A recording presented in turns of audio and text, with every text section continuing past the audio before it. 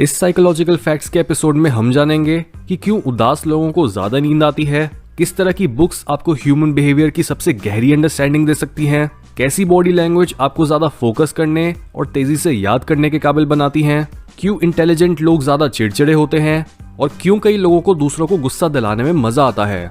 ये फैक्ट्स आपको सिर्फ दूसरों को डीपली समझने में ही नहीं बल्कि उन्हें मैनेज करने और आपकी लाइफ को ज्यादा आसान बनाने में भी मदद करेंगे। तो शुरू करते हैं। Fact number 1, open body language retains more information. आपको ऑलरेडी ये बात मालूम होगी कि जब हम किसी इंसान की बात से अग्री नहीं करते तब हम खुद ब खुद अपनी आर्म्स और लेग्स को क्रॉस कर लेते हैं। लेकिन आपको ये जानकर हैरानी होगी कि क्लोज्ड बॉडी लैंग्वेज का असर सीधा हमारे खुद के दिमाग पर पड़ता है, क्योंकि एक क्लोज्ड बॉडी दिमाग को ये सिग्नल भेजती है कि जो कुछ भी एनवायरनमेंट में हो रहा है उसे प्रोसेस करने की कोई जरूरत नहीं है और तुम बस अपनी सुरक्षा पर ध्यान दो। क्लोज्ड बॉडी का मतलब है कि मेरा ध्यान खुद को बचाने और खुद को दूसरों से दूर रखने पर है। ये बॉडी लैंग्वेज और बिहेवियर संदेहजनक लोगों के आसपास तो सही काम करता है, लेकिन जब भी हमें कुछ याद करना होता है, कोई बुक रीड करनी होती है या किसी काम पर फोकस करना होता है, तब हम एक क्लोज बॉडी पोस्चर के साथ अपनी लर्निंग को ऑप्टिमाइज नहीं कर सकते।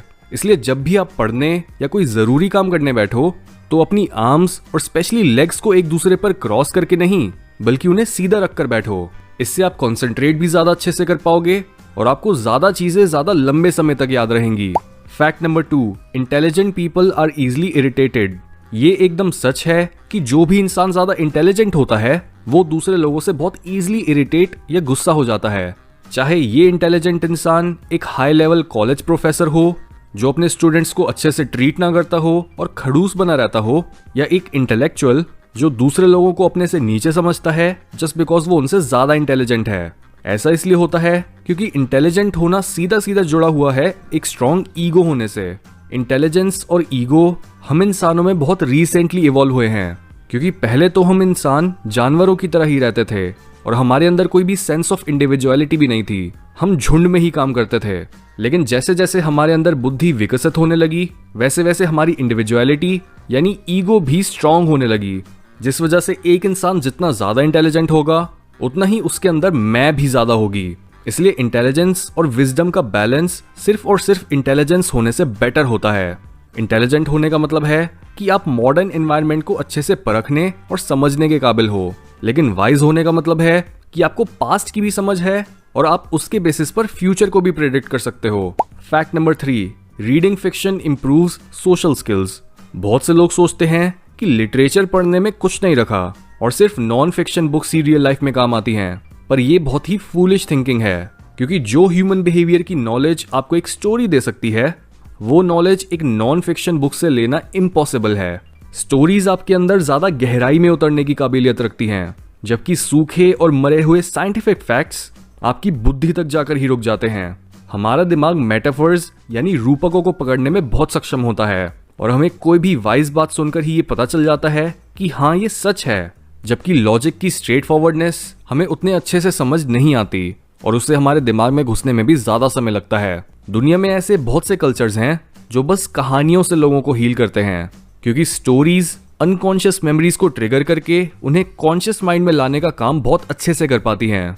चाहे आपका कोई भी ट्रॉमा हो, आप मिथोलॉजी या क्लासिक लिटरेचर को पढ़ के खुद को हील कर सकते हो और ह्यूमन साइकोलॉजी को एक बहुत ही डाइजेस्टिबल फॉर्म में कंज्यूम कर सकते हो स्टोरी में दिए कैरेक्टर्स के through. Fact number 4, happiness decreases sleep. जितने ज्यादा आप खुश रहते हो, मस्ती करते हो और स्ट्रेस नहीं लेते, उतना ही आपके अंदर नींद की जरूरत गिरने लगती है। जबकि दूसरी तरफ जब आप दुखी रहते हो, बहुत ज्यादा स्ट्रेस लेते हो या कुछ भी ऐसा काम नहीं करते जिससे आपको खुशी मिले, तो आपकी नींद की जरूरत ऑटोमेटिकली बढ़ने लगती है। ऐसा इसलिए होता है क्योंकि लंबे समय तक दुख और तनाव हमारी बॉडी को स्ट्रेस केमिकल से भरे रखते हैं। इन केमिकल्स की वजह से हमारा शरीर बहुत घिसता है और अपने आप को सुरक्षित रखने के लिए बहुत मेहनत लगाता है। इस मेहनत की वजह से आप बिना कुछ करे ही थके हुए फील करते हो, क्योंकि चाहे आप फिजिकली अपनी बॉडी को मूव भी ना करो, लेकिन स्ट्रेस की वजह से आपके ऑर्गन्स, आपकी आर्टरीज, आपका दिमाग, हर चीज ही ओवर टाइम काम कर रही होती है और इसी वजह से डिप्रेस्ड या स्ट्रेस्ड लोगों को ज्यादा नींद आती है। Fact number 5, some people can learn more through anger.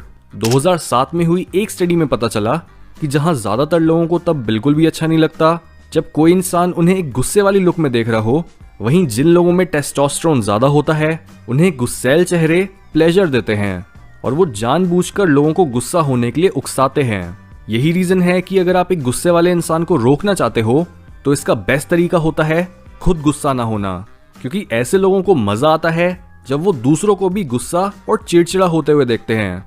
कई लोग हर समय छोटी मोटी लड़ाइयां करते हैं एक किक लेने के लिए।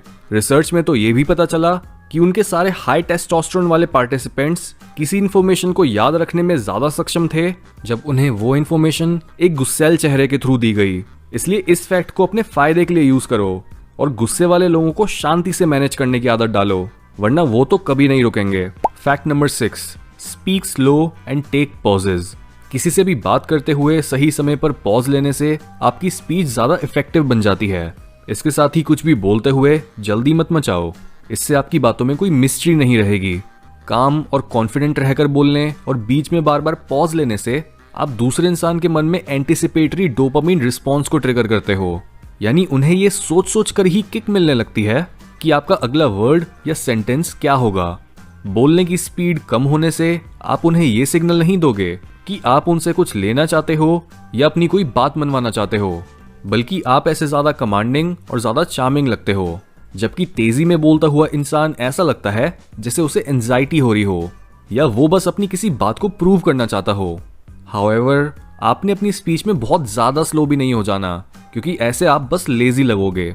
धीरे बोलने का मतलब बस इतना है कि आप काम हो और अपने हर जरूरी कमेंट के बाद लोगों का ध्यान अपने ऊपर लाने के लिए एक छोटा सा पॉज लेते हो।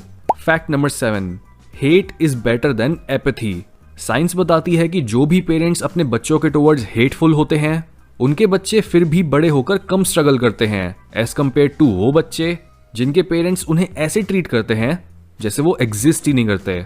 यानी सबसे अच्छा पेरेंट तो वो होता है जो अपने बच्चों को प्यार भी करता है लेकिन उन्हें कुछ गलत करने पर डांटता भी है, ताकि उस बच्चे में सही और गलत की समझ आने लगे। उसके बाद होता है वो पेरेंट जो बस अपने बच्चों को डांटता ही रहता है, लेकिन उसकी डांट में ही उसकी केयर छुपी होती है। ये चीज हमने अपने how to deal with haters वाले एपिसोड में भी डिस्कस करी थी कि कैसे हेट और लव में ज्यादा डिफरेंस नहीं होता। हर हेट एक इनर वल्नरेबिलिटी और एक प्यार की कमी से निकल कर आ रही होती है। इसी वजह से ये चीज पेरेंटिंग में भी ऑब्जर्व करी गई है कि इवन एक हेटफुल पेरेंट भी एक ऐसे पेरेंट से बेटर होता है जो अपने बच्चों की केयर ही नहीं करता।